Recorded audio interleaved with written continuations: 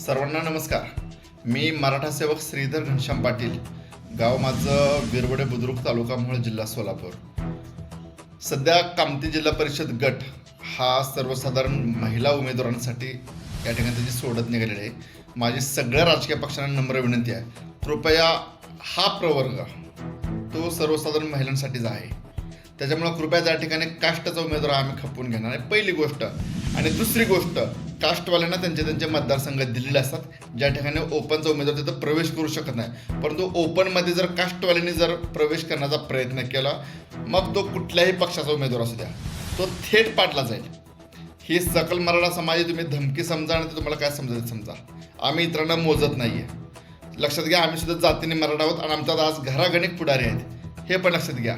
कास्टवाल्यांना त्यांचे मतदारसंघ आहेत, त्यांनी ते लढवावेत. ओपनच्या मतदारसंघात त्यांनी नाक खुपसण्याचं काम करू नये, जे की त्यांच्या राजकीय पुढाऱ्यांनी आणि पक्षांनी सुद्धा करू नये. एवढंच फक्त लक्षात घ्या. धन्यवाद.